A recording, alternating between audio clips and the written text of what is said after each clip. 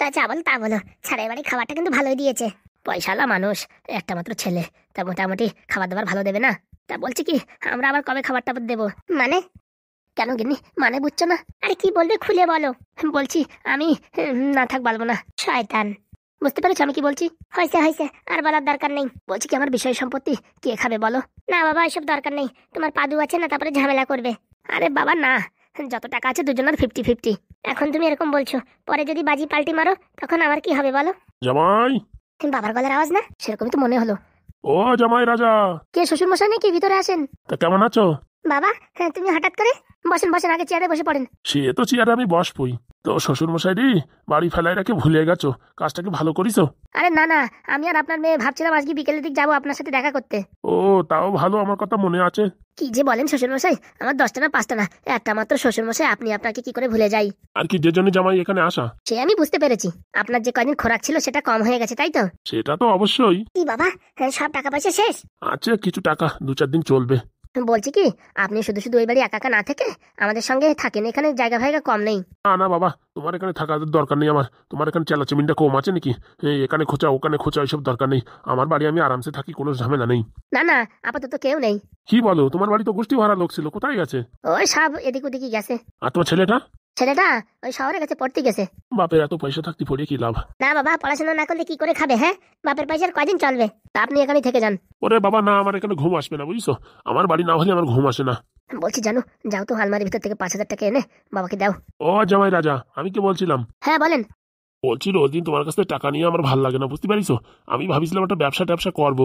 তা তো ভালো কথা, একটা মুদিখানার দোকান আপনারা লাগাই দিই। আরে বাবা না, ওতে অনেক ঝামেলা, বাকির ঝামেলা, মালপত্র এনে রাখবো খারাপ হয়ে যাবে, তারপরে বিস্কুট গুড় মুড় সব নষ্ট হয়ে যাবে। ওইসবের তো দরকার নেই, ওতে ভালো একটা ব্যবসা ভাবিছি আমি। কি রাখি মাদের ব্যবসা করবেন নাকি? আরে বাবা না। তাহলে কি পোল্ট্রি ফার্ম? আরে বাবা তাও না। তাহলে কি বিড়ির কোম্পানির মালিক হবেন? আরে বাবা না। তাহলে কি বাংলা আমাদের ঠেকে নেবেন? আরে বাবা না। তাহলে কি করবেন? আরে তখন থেকে বলবো তো, তুমি বলতেই দিচ্ছ না। হ্যাঁ বলেন বলেন। বলছিলাম কি, ভাবতেছি এই সুদির ব্যবসা করব। এ, সুধীর ব্যবসার বুদ্ধি আপনারা কে দেছে? আরে বাবা কেউ দেয় নেই। আমি মোটামুটি ভাবলাম যে সুদির ব্যবসার মতন ব্যবসা নাই। মালটাল কিনে রাখলে পচে যাবে। বাংলা বলো আর কোল্ড ড্রিঙ্কস বলো, যাই কিনে রাখো সব মোটামুটি এক্সপায়ার ডেট থাকে, কিন্তু সুজির ব্যবসার কোনো এক্সপায়ার ডেট নেই না। সেটা তো বুঝলাম, কিন্তু লোকের টাকা দিয়ে টাকা কি উঠাতে পারবেন?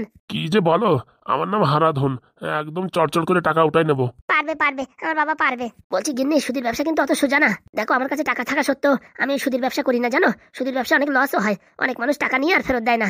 আরে বাবা, যে কোনো কাজে রিস্ক থাকে। তুমি এই পাইকারায় যাচ্ছ, তাতেও রিস্ক আছে। পা পিছলে পড়ে গেলে পা ভেঙে যেতে পারে, বুঝতে পারিস? আর সুদির ব্যবসাতে একটু রিস্ক থাকবেই, টাকা চচ্চড়ে টাকা পাওয়া যায় না। সে নয় বুঝলাম, আপনি সুধীর ব্যবসা করবেন, তা আপনার কাছে সুধীর টাকা নেবে কে? বাবা, টাকা লিয়ে আনলো কম আছে নাকি? এই তোমার সাথে যেদিনতে বিয়ে দিছি, মোটামুটি 4 দোকানে বাড়িতে সব জায়গায় লোকজন আসতেছে, বলতেছে সুদি টাকা দাও। হ্যাঁ মানে বুঝলাম না, আমার সাথে বিয়ে দেওয়ার পরে তো এরকম টাকা সুদি চাচ্ছে মানে? বলতেছে তোমার জামাই কোটিপতি, অত টাকা করবে কি, তুমি টাকা সুদি দাও। হে মরিছে, হ্যাঁ আমি কোটিপতি, এ খবর পালো কি করে? বাবা, সারা ভারতবর্ষের অর্ধেক মানুষ জানিয়ে গেছে যে তুমি লটারিতে টাকা পাইয়া কোটিপতি হইছো। বলছি শ্বশুর মশাই, এই বয়সে অত টেনশনের কাজ করার দরকার নেই। সারা জীবন আপনি আমাদের বাড়ি থাকেন, খাওয়া দাওয়া পড়া সব খরচা আমার। আরে বাবা, তুমি এরকম করছো কেন? বাবা একটু ব্যবসা করতে চাইছে, দাও না।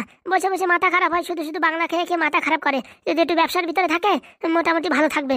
তা বলছি বাবা, কত টাকা লাগবে? দেখো জামাই, তুমি তো জানো সুদির ব্যবসায় টাকা পয়সা একটু বেশি লাগে, একটু মোটামুটি ভালো মতন দাও। এত ভালো কেলেঙ্কারিতে পড়লাম। কি বাবা, কি ভাবছো যে তোমার শ্বশুর তোমার টাকা মেরে খেয়ে দেবে তাই? না না, কি যে বলেন। বলছি টাকা পয়সা সব ফিক্স করা রয়েছে তো, তাই মোটামুটি উইথড্রল করতে হবে, তারপর দিতে হবে। তো চলো আমার সাথে, চলো ব্যাংকে চলো।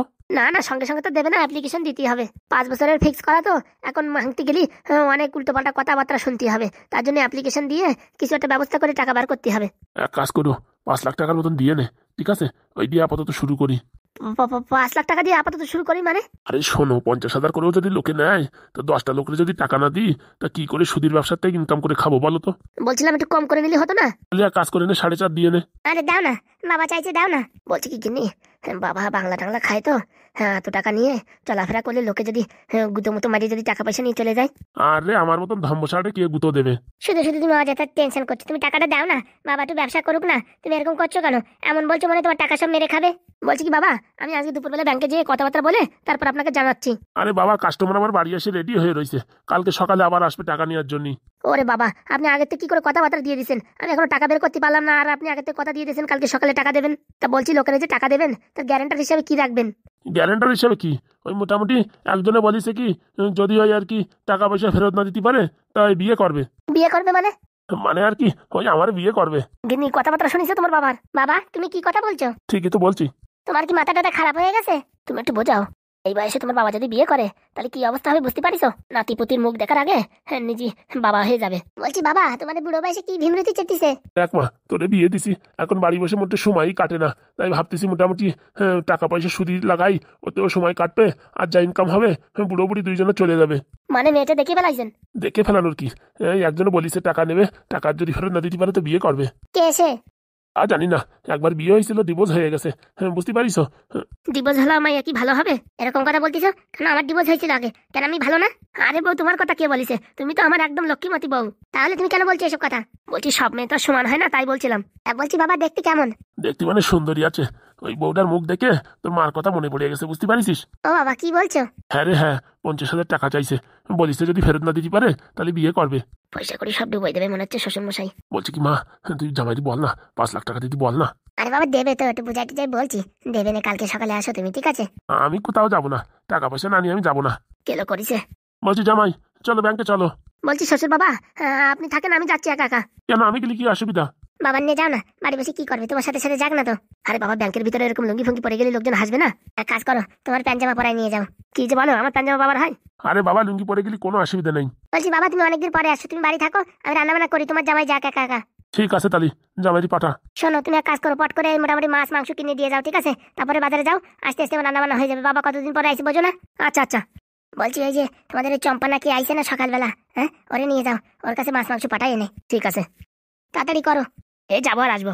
বলছি বাবা বসেন, হ্যাঁ আমি যাবো আর আসবো। ঠিক আছে আমার কোনো চাপ নেই, আমি টাকা নিয়ে তারপরেই যাবো। বলছি মা জামাই টাকা দেবে তো?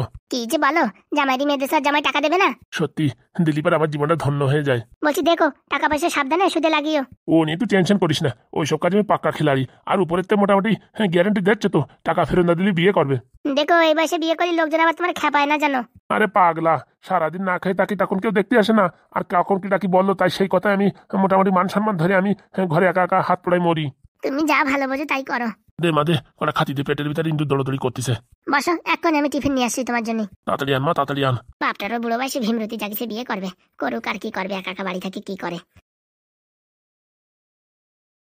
জামাইয়ের ঘরটা তো বেশ ভালো বানাইছে, সুদির ব্যবসা করে টাকা পয়সা হলেও আমি এরকম বেড ফেড বানাবো, বিয়ে থা করতে হবে তো নাকি। জামাইয়ের টাকা দিয়ে সুদির ব্যবসা করে, জামাইয়ের টাকা দিয়ে সুদির ব্যবসা করে করবো আমি বিয়া, ও গো করবো আমি বিয়া। ভাবতেছি কি এই বয়সে যদি বিয়ে করি আমার বউটা আবার ভূত পেত হয়ে আমার ঘাড়ে এসে ঘাড় মটকায় দেবে না তো, যে আমি মারার পর পরে আবার বিয়ে করে ফেলাইছিস, ব্যাপারটা ঠিক ভাল লাগছে না। ও যাই হবে, অত ভাই ভাই কাজ হবে না। তাতা ভাল লাগে না, পাদু ভাগ্নে আমার ছাড়ি চলে গেছে, আমি আর এবারেই থাকবো না। এখন যাই বাবার সাথে রাজমিস্ত্রির কাজে জোগাল দি। চম্পা, এই চম্পা কি করছিস? বালি চলে যাচ্ছি। বালি চলে যাচ্ছিস কেন? পাদু ভাগ্নে নাই আর এখানে থাকি আমি কি করবো? আরে বাবা পাদু ভাগ্নের কাছে আমি যাবো 2 দিন পরে শহরে, বুঝতে পারছিস? তখন তোরা নিয়ে যাবানি। সত্যি বলছো? সত্যি দাদা মিথ্যে বলবো নাকি? চল তখন পট করে আমার সাথে একটু ওই বাজারে যাবি, বাজার করে দেবো, ধরে পটাপট করে চলে আসবি, ঠিক আছে? চলো চলো তাড়াতাড়ি চলো। পাগলা, পাদু কি একটু পড়াশোনা করতে গেছে? তুই চলে যাবি, তুই চলে গেলি পরে বাড়িতে পুরো খালি খালি হয়ে যাবে না? ঠিক আছে ঠিক আছে, আমি 2 দিন থাকছি, কোনো সমস্যা নাই। ওই যে আমার শ্বশুর আইসে বুঝছিস, একা একা থাকতে পারবে না রে রাত্রে, তুই আর আমার শ্বশুর এই রুমই থাকিস কেন? ঠিক আছে কোনো সমস্যা নাই। বলছি কি লাল ব্যাটারি কি পাদু ভাগ্নের সাথে গেছে? না না ও বাড়ি গেছে, আসবে 2-3 দিনের ভিতরে। তাহলে তো ভালো হবে, লাল ব্যাটারি আর আমি দুইজন মিলে তোমায় নিয়ে শহরে চলে যাবো। হ্যাঁ হ্যাঁ তাড়াতাড়ি চল, এখন কথা বলার সময় নেই, পরে বলবানি। চলো চলো চলো। সব ছেলে পেলে চলে গেলি, কাজ বাজ আমি একা করতে করতে আমার পাশার মাংস থাকবে না রে। কি মজা, পাদু ভাগ্নের কাছে যাবো প্রতিদিন। ফুটোদা এইভাবে যদি কেনা বেচা চলতে থাকে না, কয়দিনের ভিতর বড় লোক হয়ে যাবো। কে জানে ভাই, ভাবছিলাম শহরের মানুষের চুলকনি কম, ও বাবা এখানে তো দেখি বেশি। আর এখানের মোটামুটি ভাষা ভাষা একটু ভালো করে বুঝতে পারলি না, বেশি পুরো উড়োয় নিয়ে যাব। বলতেছি ভাই, ভাবতেছি 4 দোকান লাগাবো না। তা ঠিক বলিস, এই চুলকনি ওষুধ বেশি মোটামুটি হয়ে যাবে, লোকে ডাকিয়ে ডাকি ডাক হবে। তারপরের পরের সিজনে টাকের দুশ্মন তেল বিক্রি করব। এই 2 জিনিস বিক্রি করে মোটামুটি পয়সা সব ইনকাম করে ফেলাবো। ওইসব কথা ছাড়ো, তোমার হাগুদার ব্যাপার দেখিস, একবার মনেও করলো না। ওইসব ছাড় তো ভাই, এখন বিয়ে থা হয়ে গেছে, নতুন সংসারে মনোযোগ দিক তো। ওইসব কথা তুই ভাবিস না, তুই যদি বিয়ে থা করিস তো চলে যা। এরকম কথা বলতে পারলে তুমি? হ্যাঁ তাই সব উল্টোপাল্টা কথা মাথায় আনাচ্ছিস কিসের জন্য? এমনিতে আমার রাগ রয়েছে, এসব কথা কোনদিন বলবা না। দরকার হয় পাশে তো ইটুটে একটা গুদুম করে আমার ঘাই দেবা, বুঝতে পারিস? কিন্তু এই হাবি জাবি কথা বলবা না, যাওয়ার ছাড়ে চলে যা, জীবন মরণ সব তোমার নামে লিখে দিছি। তুই তো আমার ডায়লগ কপি করলি রে ভাই। আমিও তো বলেছিলাম একদিন হাগুদারে জীবন মরণ সব লিখে দিছি, আজকে দেখেছিস সব ব্যবহারের নাম পরিচয় হয়েছে। ভাই চল চল চল, পাদু ভাইপো চলে আসছে নাকি কে জানে। কালকে বুঝছো ওই বাড়ি মোটামুটি কলার পাউরুটি রাখি আসতে হবে, তারপর একটা ফ্রিজও কিনতে হবে ভাইপোর, যাতে কোনো দিকে অসুবিধা না হয়। ফ্রিজ কিনবা? ফ্রিজ কিনলে তো ওই বাংলা মাল খাতে ইচ্ছা করে। ওরে না রে না, যা হবে বাইরে খাও, খাই ঘরের ভিতরে কিচ্ছু না। ঘর মালিক কত ভালোবাসে দেখেছিস? হ্যাঁ সেটাই তো দুঃখ, সারাদিন কষ্ট করার পরে একটু বাংলা খালি পারে মোটামুটি গা হাত পার ব্যথা ব্যথা কমিয়ে যেত। হয়েছে এখন বাংলা ফাংলার চিন্তান বাদ দিয়ে চল বাড়ির দিকে চল। আরে আজকে বিকেলে তো আবার রান্না লাগবে না, ঘর মালিকের বাড়ি খাওয়া নেওয়া। বলতেছি কি ভাই, লোকের বাড়ি খাওয়ার কত খাবো, কালকে যাওয়ার সময় ভালো দেখে একটা শোল মাছ কিনে নিয়ে যাবানি। এই ছি ছি ছি ছি ছি, শোল মাছ এই শহরের মানুষ খায় না, তুমি এসব হাবিজাবি কথা বলো কেন? কি মাছ নিবি? কাতলা ফাতলা নিলেই হবে না, এটা ইলিশ মাছ নিলে কিরকম হয়? নিলে তো ভালোই হয়, দাম একটু বেশি আছে। ও কোনো সমস্যা নেই, কালকে 2 বোতল চুলকুনির ওষুধ বেশি বিক্রি করবো, তাহলে কোনো সমস্যা নেই। চলো বাড়ির দিকে চলো। চম্পা এই বাজারের ব্যাগটা নিয়ে তোর কাকিমার কাছে দে, হ্যাঁ বলবি এতে মাছ টাছ আছে, সবকিছু ভালো করে রান্না করতে শ্বশুরমশাই বাড়িতে আসছে। হ্যাঁ আজকে রাত্রে একদম জমিয়ে খাওয়া হবে। কেন কাকা তুমি বাড়ি যাবা না? আমি একটু ব্যাংকে যাবো, বুঝতে পারছিস, তুই যা। ঠিক আছে, বলছি কি শহরে পাদু ভাগ্নের কাছে কবে যাবা? এই তো 2-4 দিনের ভিতরে যাবো। একটু আগে বললি 2 দিন, এখন বলছি 4 দিন। আরে বাবা লাল ব্যাটারি আসলেই যাবো, না তো লাল ব্যাটারি আসার পর আবার বায়না ধরবে, তখন কি করবো? এর জন্য দুজনে একসাথে নিয়ে যাবো, ঠিক আছে? আচ্ছা ঠিক আছে, দাও তাড়াতাড়ি দাম, বাড়ির দিকে যাচ্ছি। সাবধানে তরি তরকারি নিস, বুঝিস অনেক টাকার বাজার আছে। ও নিয়ে তুমি টেনশন করো না, তুমি দাও ব্যাংকে দাও, আমি ঠিকঠাক চলে যাবো বালি। শালা কি যে করি এখন, মাথায় কোনো কাজ করছে না। ওই বুড়ো ঢ্যামনা শালা বলতেছে এখন 4-5 লাখ টাকা দিতে, কত টাকা দিয়ে দিলি পারে, তারপর কি হবে? ছেলেটার জন্য অ্যাডমিশনের জন্য 1.5 লাখ টাকা চাইলো, সেই টাকা দিতে বারণ করলো বউটা, আর এখন বলতেছে কি হ্যাঁ 5 লাখ টাকা দিতে। বুড়ো শালা সব টাকার মদ খেয়ে ফেলা নাকি তার কোনো গ্যারেন্টি নেই। এক কাজ করি, বাংলা আনিসি তো পট করে বাংলাটা না মারলে বুদ্ধি আসবে না মাথায়। যতদিন বন্ধু পাশে ছিল কোনোদিন দুঃখ যন্ত্রণা মনে হয় নাই, এখন যে এরকম টেনশনে পড়েছি কোথায় যাবো কি করবো কিছু বুঝে পাচ্ছি না। এক কাজ করি, ফুটোর একবার ফোন করে দেখি। আপনি যে নাম্বারে ফোন করছেন সেটি এখন সুইচ অফ আছে, অনুগ্রহ করে কিছু সময় পরে আবার চেষ্টা করুন। একে মহাযন্ত্রণা তো, ফুটোর ফোন সুইচ অফ, এখন কি করবো? আর একবার করে দেখি। আপনি যে নাম্বারে ফোন করছেন নাম্বারটি এখন বন্ধ আছে, অনুগ্রহ করে কিছু সময় আবার পরে চেষ্টা করুন। आप जिस नंबर पे फोन कर रहे हैं वो अभी स्विच ऑफ है, कृपया थोड़ी देर बाद कोशिश करें। এখন কি যে করি কিছু বুঝে পাচ্ছি না। বাড়ি যাই বউডারে বা কি বলবো, শ্বশুরি বা কি বলবো। বলবো কি আজকে ব্যাংকের ম্যানেজার আসে নাই, কিন্তু কি লাভ, একদিন ফাঁক কাটাতে পারবো, কালকে কেন বুড়োটা আমার সাথে আসে, তখন কি বলবো? কিছুই তো মাথায় আসতেছে না। ফুটোর ঢ্যামনা যতদিন ছিল কোনো টেনশন ছিল না, এখন কি যে করি কিছু বুঝে পাচ্ছি না। কি করেই বা ওদের সামনে যাবো এখন? সেই সময় 1.5 লাখ টাকা চালো আমার নিজের ছেলের জন্য, তাই দিতে পারলাম না। ছি ছি ছি ছি, হাগু তুই কি হয়ে গেলি রে, কি হয়ে গেলি? শুধু শুধু বউ পাগল হয়ে গেলি, লোকে তো কদিন পরে থু থু করবে। সত্যি আমি কি মানুষ নাকি অমানুষ? হ্যাঁ নিজের ছেলের জন্য 1.5 লাখ টাকা খরচা করতে পারলাম না, আর ওরা আমার বন্ধু হয়, আমাদের রক্তের কোনো সম্পর্ক নাই, কিন্তু আমার ছেলের জন্য বাবা ওদের সারা জীবন পুরো উৎসর্গ করে দিল। ছি মানুষ ছি, লোকে তো আমার বাপ নামে কলঙ্ক বলবে।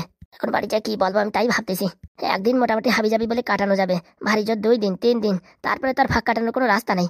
এখন ওই বুড়ো ঢ্যামনার যদি 5 লাখ টাকা দিয়ে দিই, ভালো মানুষ হলে দেওয়া যেত, কিন্তু ওই শালা মদ খাই সব টাকা শেষ করে দেবে। কোথায় কি সুদীর ব্যবসা নাকি মাথায় ঢুকিয়েছে তা কে জানে। যত কিছুর মূল্য হচ্ছে এই শালা পয়সা। লটারিতে যদি টাকাটা না পাতাম না, জীবনটা ভালোভাবে চলতো। তার জন্য বলে ফাউ পয়সা জীবন নষ্ট করে দেয়, কষ্ট করে ইনকাম করতাম সে টাকা কাজে লাগতো। এই শালা ফাউ পয়সা জীবনটা পুরো সারখার করে দিল, বন্ধু গেল ছেলে গেল সব গেল হাতেতে, লাস্টে খালি পড়ে থাকলো বাংলা। আর কি করবো, যাই দেখি বাড়ির দিকে যাই। না না এত তাড়াতাড়ি যাওয়া যাবে না, এত তাড়াতাড়ি গেলে ভাববে নাকি ব্যাংকে যাই নাই। এক কাজ করি, এখানে বসে থাকি, আধা ঘন্টা পরে যাবানি। এমন কলে পড়িছি এই কলেতে বেরোনোর কোনো কায়দা নেই, 2 নৌকোয় পা দিয়ে চলিয়ে এখন মোটামুটি ঠ্যাং চিরা কেস হয়েছে।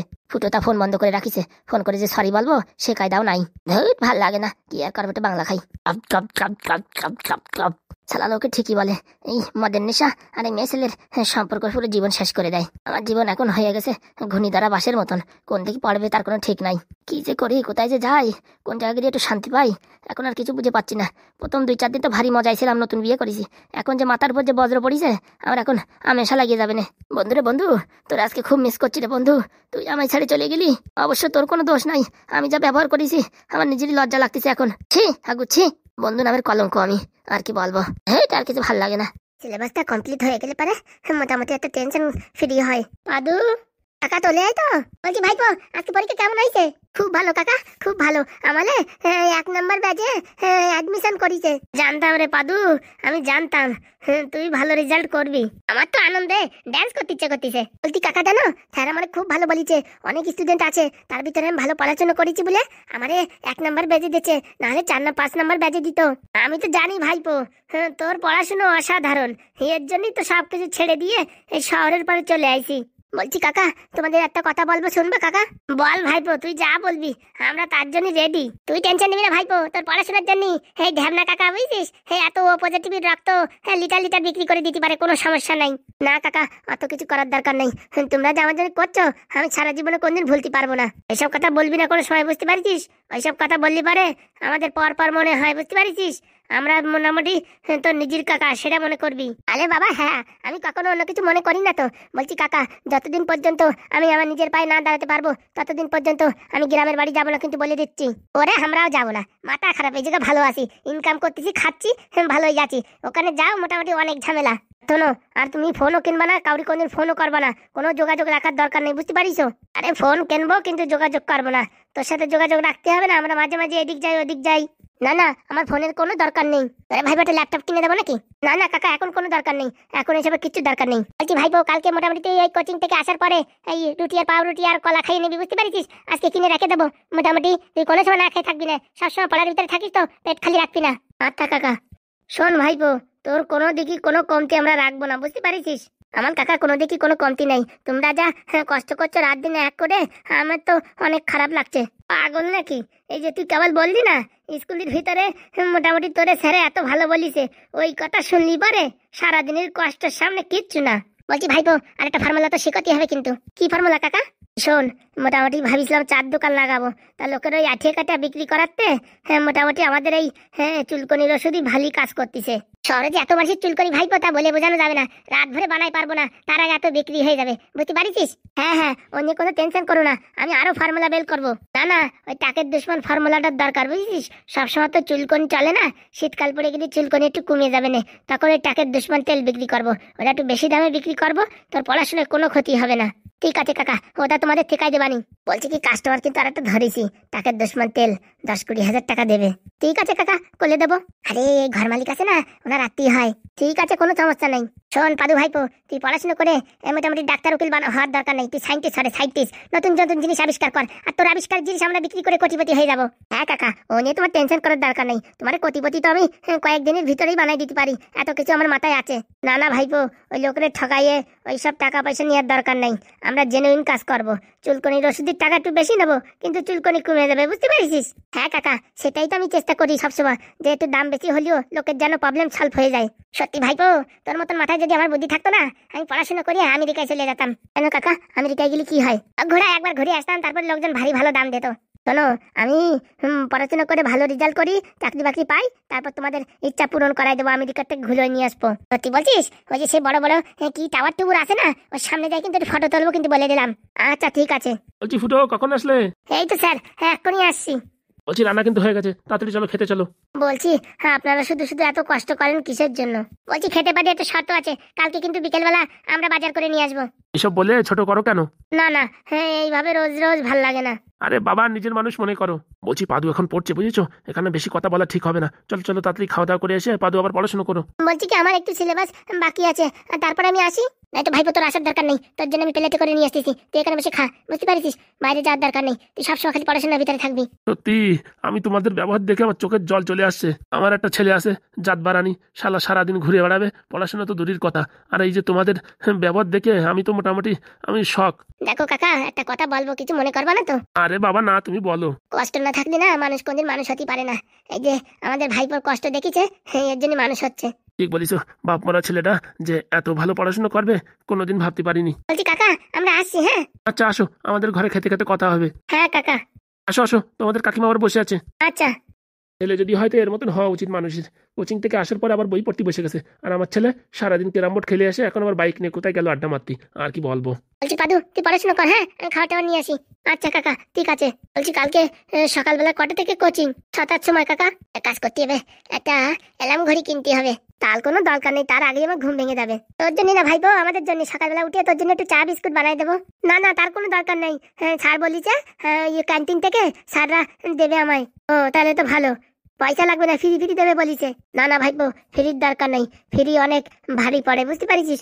যা টাকা পয়সা লাগে সব আমরা দেবো, কোনো টেনশন নাই, এখন আমাদের ভালো ইনকাম হচ্ছে। আর তোর স্যারে বলে দিবি, ঠিক আছে, যে সামনের সপ্তাহে আমরা মোটামুটি 50-60 হাজার টাকা ডিপোজিট করে দেবো। আচ্ছা কাকা, ঠিক আছে, তুই পড়াশোনা কর, আমরা দেখি খাওয়া দাওয়া করে চলে আসছি। হ্যাঁ আচ্ছা কাকা।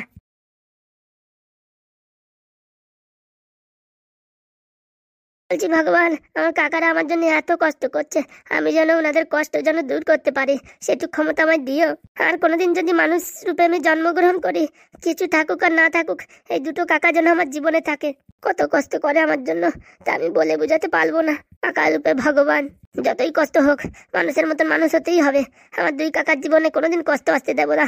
এখন আমার জন্য কষ্ট করছে তো, সারা জীবন আমি তাদের সুখে রাখবো। দরকার হয় কোনোদিন বিয়ে থা করবো না, কিন্তু আমি কাকাদের ভালো রাখবো, সুখে রাখবো, এই আমি প্রতিজ্ঞা নিলাম। মানুষ যে এত ভালো হতে পারে তা আয়নাদের না দেখলে বোঝা যায় না। নিজের বাবা সৎ মায়ের কথা শুনে 1.5 লাখ টাকা দিতে পারলো না নিজের ছেলের অ্যাডমিশনের জন্য। আর কাকা রক্তের সম্পর্ক না হলে কি হবে? এরকম ভালো মানুষ বাড়ি ঘর দুয়ার সব কিছু ছেড়ে শুধু আমার জন্য তারাই শহরে এসে এত কষ্ট করছে। আমি কি করে তাদের এই ঋণ শোধ করবো? ভগবান, তুমি আমায় শক্তি দাও। ভগবান, আমায় এইটুকু সদ্বুদ্ধি দিও, আমার জানাই যেন আমার কাকাটা কোনোদিন কষ্ট না পায়। আমার জীবনের আর কিচ্ছু চাওয়ার নেই, শুধু আমি চাই আমার দুটো কাকা যেন সবসময় হাসি মুখে থাকে। কাকা, তোমাদের আমি কোনোদিন কষ্ট দেবো না, আজকে আমি প্রতিজ্ঞা করলাম। দাদু, কাকা, বলছি কি, ওই দেখ, ওই ব্যাগের ভিতরে আঙুর ফল আনিস। হ্যাঁ, আমরা খেয়ে আসতে আসতে ততক্ষণ আঙুর ফল খাতি থাক তুই। হ্যাঁ আচ্ছা কাকা, ভুলেই গেছি কথায় কথায়। ঠিক আছে ঠিক আছে, অন্য তুমি টেনশন করো না, আমি খেয়ে নেবো। ঠিক আছে, আমরা আসছি। হ্যাঁ আচ্ছা কাকা। ছেলেরা সারাদিন বই পড়ে বাবা, মাথা গরম হয়ে যায়, ওর জন্য ফল ফলাদি রেগুলার আনতে হবে। এত ভালোবাসে আমায়, এত ভালোবাসে আমায় আমার দুটো কাকা, জন্ম দিল যে মা সেও নেই পাশে, বাবার কথা বলবো কত, করলো যত শত শত। ভগবান, আমি যেন সারা জীবন আমার কাকাদের সাহায্য করতে পারি। কান্না করলে হবে না, সময় নষ্ট হয়ে যাবে, পড়াশোনা করতে হবে, রাত জেগে বই পড়তে হবে। কান্না সব বুকের মাঝে জমা করে রেখে সব কিছু তড়ি দিয়ে পার করে যেতে হবে আমাকে। Sine theta plus cos theta